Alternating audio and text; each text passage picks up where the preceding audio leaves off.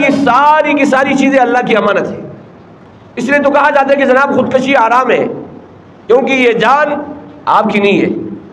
قرآن کہتا ہے ان اللہ اشترى من المؤمنین انفسهم واموالهم بان لهم الجنہ. اللہ رب العزت نے خرید لیا. ان اللہ اشترى من المؤمنین، مسلمانوں سے، انفسهم ان کی جان کو، واموالهم ان کے مالوں کو، بان لهم الجنہ، اللہ رب العزت اس کے بدلے میں مسلمانوں کو جنت عطا فرمائیں گے. حدیث میں آتا ہے کہ 5 چیزوں کو 5 چیزوں سے پہلے غنیمت سمجھو. یہ وقت کسی کا انتظار نہیں کرتا ہے. وقت کی مثال برف کے مانند ہے. اگر اس برف کو آپ نے کسی کولر میں ڈالا تو آپ کے لیے یہ پانی ٹھنڈا کر لے گا، لیکن اگر یہ برف ویسے ہی پڑا رہا، یہ پگھل جائے گا، یہ ختم ہو جائے گا.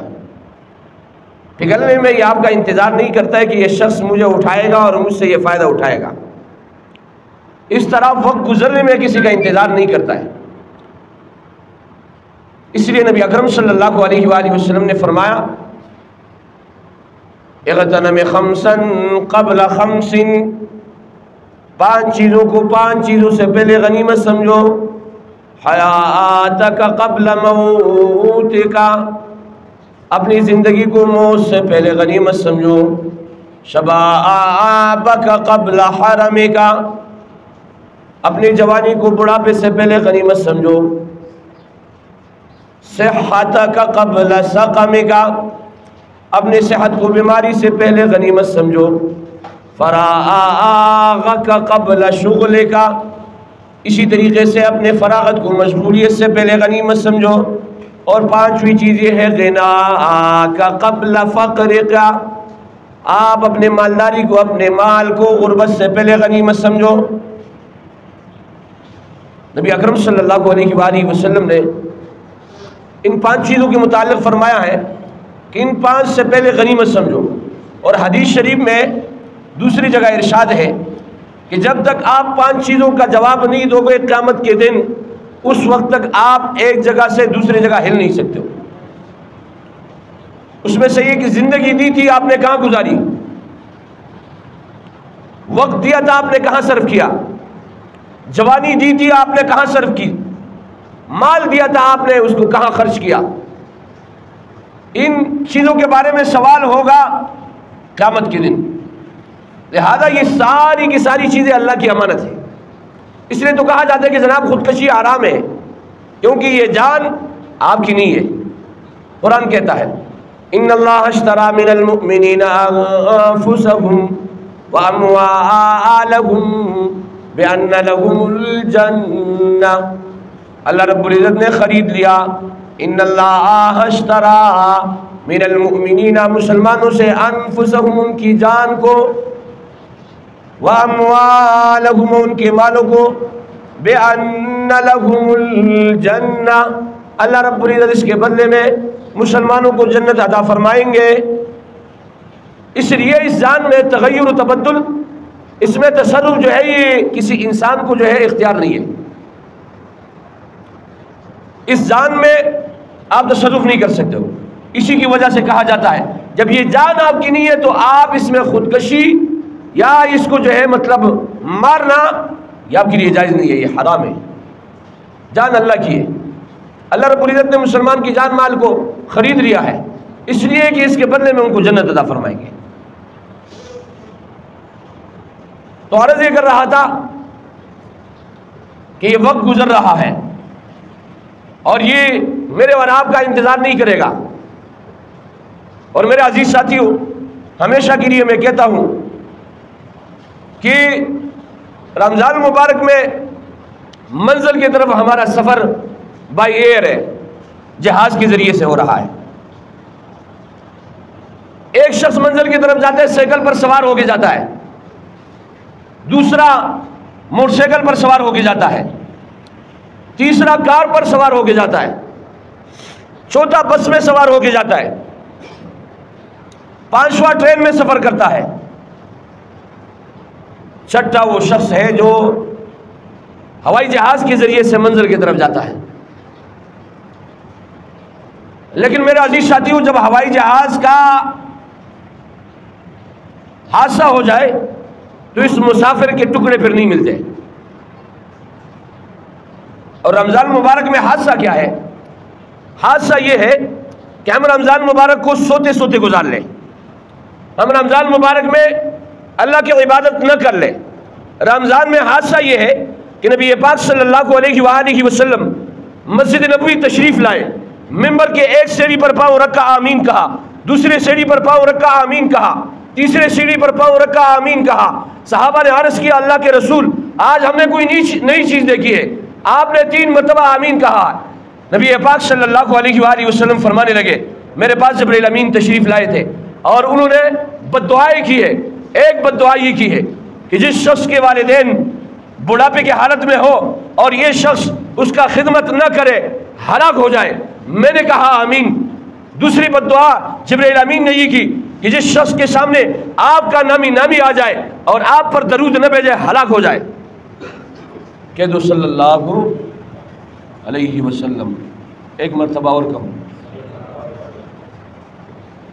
پھر تیسری بد دعا یہ کی کہ جس پر رمضان مبارک کا مہینہ گزرے وہ اپنی بخشش اور مغفرت نہ کرائے ہلاک ہو جائے۔ نبی اکرم صلی اللہ علیہ وآلہ وسلم فرمانے لگے آمین۔ آمین کے معنی ہے استجب یا رب، یا اللہ اس بات کو قبول فرما۔ فرشتوں کا سردار بد دعا کر رہا ہے اور ساری انسانیت، ساری نبیوں کا سردار جس کا مقام رب کے بعد ہے وہ آمین فرما رہا ہے۔ یہ ہے رمضان مبارک میں حادثہ۔ سفر تو ہم کر رہے ہیں جہاز کے ذریعے سے، ایک عمل کرو اللہ رب العزت بہانے ڈھونڈ رہے، ایک نفل پڑھو اس کو فرض کے برابر شمار کر رہا ہے، اور اسی طریقے سے ایک فرض کو 70 فرض کے برابر قرار دے رہے، اسی طریقے سے روزہ دار کی منہ کی بدبو کو اللہ رب العزت مشک و عنبر کے برابر قرار دے رہے ہیں۔ ہر چیز اللہ رب العزت نے ہر چیز پر اجر و ثواب رکھا ہے۔ سحری کرو اپنے لیے کر رہے ہو لیکن اس پر بھی اللہ رب العزت نے اجر رکھا ہے۔ افطاری کرو، افطاری اپنے لیے کر رہے ہو لیکن میرے عزیز ساتھیو اللہ رب العزت نے اس پر بھی اجر رکھا ہے۔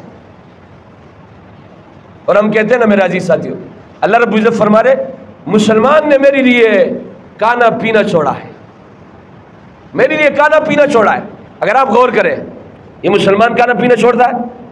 ہاں بھائی سحری کو جو ہے ڈبل کھاتا ہے، چھوڑتا ہے، لیکن میرا رب جو ہے اس کی اس کھانے پینے کو اتنا جو ہے بڑا چڑھا رہے کہ اس مسلمان نے میرے لیے کھانا پینا چھوڑا ہے۔ ورنہ تو اگر آپ غور کریں سحری میں بھی کھا رہے، افطاری میں بھی کھا رہے، اسی طریقے سے اگر آپ کھانے کا حساب لگا لیں دوپہر کو کھایا جاتا ہے اور پھر رات کو کھایا جاتا ہے۔ یہی ٹائمنگ جو ہے سیم آپ روزے میں رکھتے ہو، لیکن میرا اللہ اتنا مہربان ہے، اللہ رب العزت فرما رہا ہے اس مسلمان نے کھانا پینا میرے لیے چھوڑا ہے۔ اور پھر میرے عزیز ساتھیو یہ کھانا پینا جو چھوڑا گیا ہے اس پر اللہ رب العزت اتنا بڑا اجر عطا فرما رہے، اگر اس کھانے پینے کی وجہ سے آپ کے معدے سے بدبو آ رہے اللہ رب العزت فرما رہے میری نزدیک مشک و عنبر سے زیادہ محبوب ہے یہ۔ اور مسلمان کے اس کھانے کو مؤخر کرنے کو اللہ رب العزت چھوڑنے سے تعبیر فرما رہے اس مسلمان نے میری لیے کھانا چھوڑا۔ اصل ہے اللہ کے حکم، اللہ کے فرمان برداری، اللہ کے آرڈر اور اللہ کے حکم کو ماننا ہے۔ جب اللہ رب العزت کی طرف سے آرڈر آتا ہے کہ آپ جو ہے روزہ رکھو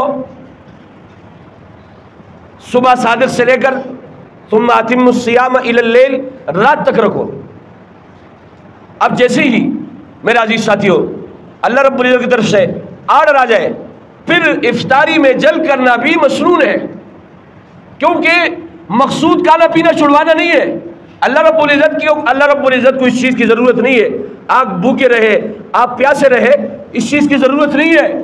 اللہ رب العزت اس بات کو دیکھ رہا ہے کہ یہ مسلمان میرے حکم کی بجاوری کر رہے کہ نہیں، میرے آرڈر کی تکمیل کر رہے کہ نہیں۔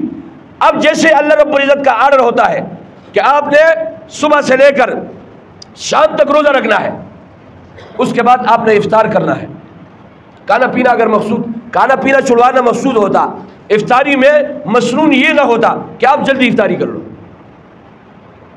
افطاری میں جلد جو ہے یہ مسنون ہے، اور کہا جاتا ہے کہ جیسے ہی آذان ہو جائے آپ افطار کر دیں۔ بس اللہ کا آرڈر آیا، یہاں تک اللہ کا حکم تھا، اس آرڈر کی تکمیل آپ نے کرنی ہے۔ جب آرڈر کی تکمیل ہو گئی اب آپ افطاری کر لیں۔ مقصود اللہ کے آرڈر اور حکم کو ماننا ہے۔ تو عرض یہ کر رہا تھا کہ اللہ رب العزت آپ کے کھانے پینے کو مؤخر کرنے کو چھوڑنے سے تعبیر فرما رہے، آپ کے تھوڑے اعمال کو بڑا چڑھا رہے، اور تھوڑے سے اعمال پر بڑے اجر کے لیے اللہ رب العزت آپ کو دینے کے لیے تیار ہے۔ جہنم کے دروازے بند، جنت کے دروازے کھلے۔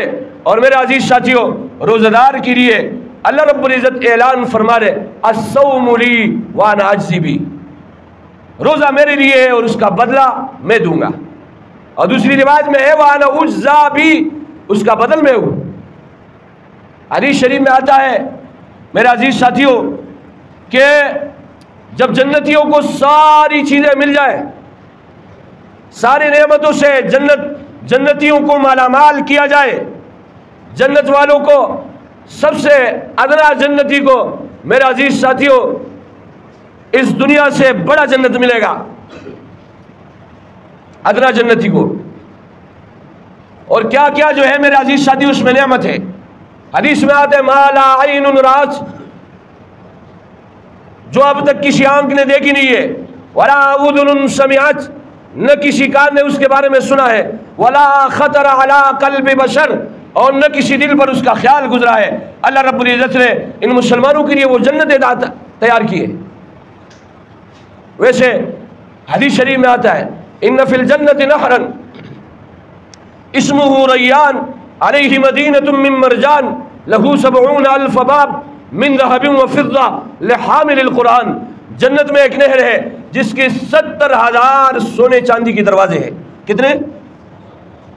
یہ دیکھیے اس مسجد کے کتنے دروازے ہیں بھائی؟ اس مسجد کے دروازے ایک، یہ دو، کتنے دروازے؟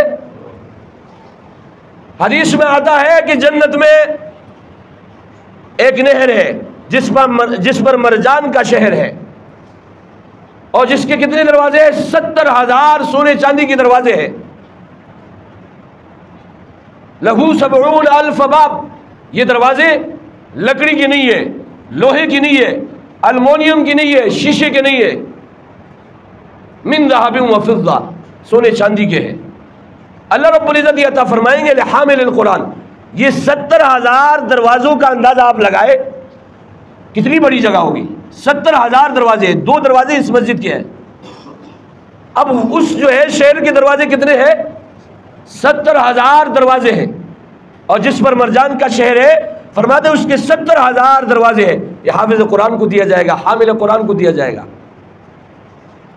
تو بہر کے اللہ رب العزت نے یہ مہمان خانہ میرے اور آپ کے لیے تیار کیا ہے، اور اس کے بدلے میں اللہ رب العزت نے میرے اور آپ کی جان مال کو خرید لیا ہے۔ اللہ رب العزت فرما رہے ان اللہ اشترى من المؤمنین انفسهم واموالهم بان لهم الجنہ، اللہ رب العزت نے مسلمانوں کے جان کو خرید لیا، واموالهم، ان کے مال کو خرید لیا، بسبب اس کے بان لهم الجنہ، اللہ رب العزت اس کے بدلے میں ان کو جنت عطا فرمائیں گے۔ اللہ رب العزت نے مسلمان کے جان مال کو خرید لیا، اس لیے اس مسلمان سے کہا جاتا ہے کہ آپ نہ جان میں تصرف کر سکتے ہو اور نہ مال میں تصرف کا آپ کو حق ہے۔ اللہ رب العزت کا آرڈر آ جائے تو آپ نے زکوٰۃ دینا ہے، اللہ رب العزت کا آرڈر آ جائے تو آپ نے حج ادا کرنا ہے۔ یہ مال بھی اللہ کا ہے، یہ جان بھی اللہ کا ہے، اس میں آپ اپنی مرضی سے تصرف نہیں کرو گے، یہ سب کچھ اللہ کا ہے۔ تو پھر تصرف کا حق آپ کو نہیں ہے، اللہ کو ہے۔ تصرف کا حق کس کو ہے؟ اللہ کو ہے۔ تصرف کے لیے وہ آرڈر جاری فرماتا ہے۔ زکوٰۃ کا ٹائم آتا ہے آپ نے زکوٰۃ دینا ہے، حج کا ٹائم آتا ہے آپ نے حج ادا کرنا ہے۔ بہرحال میرے عزیز ساتھیوں، رمضان مبارک کے یہ بہترین ساعات و لمحات گزر رہے ہیں، اور پہلا عشرہ گزر چکا ہے، دوسرے عشرے میں ہم چل رہے ہیں۔ ورنہ تو ابھی ہم یہ کہہ رہے تھے کہ رمضان آ رہا ہے۔ کیا ہے؟ رمضان آ رہا ہے، آ بھی گیا اور آدھا گزرنے کو بھی ہے۔ لیکن میرے عزیز ساتھیوں، اگر اس کو ویسے گزار دیا اور اس جہاز میں ہم نے حادثہ کر لیا تو پھر ہمارے ٹکڑے بھی کا مہینہ گزر جائے، اپنی بخشش اور مغفرت نہ کرائے۔ جبرائیل امین نے بد دعا کی ہے، نبی پاک صلی اللہ علیہ وسلم نے اس پر آمین کہا کہ تباہ ہو جائے، ہلاک ہو جائے، تو اس کے ہلاکت اور تباہی میں پھر کوئی تردد اور شک ہے؟ بولو نا، کوئی شک ہے؟ تو میرے عزیز ساتھیوں، اس حادثے سے بچنے کے لیے، اس تباہی اور بربادی سے بچنے کے لیے ہمیں رمضان مبارک کے لمحات اور ساعات کو اعمال سے بھرنا ہوگا، اس میں اعمال کرنے ہوں گے۔ اللہ رب العزت سے دعا کرے جو کچھ کہا گیا سنا گیا اس کو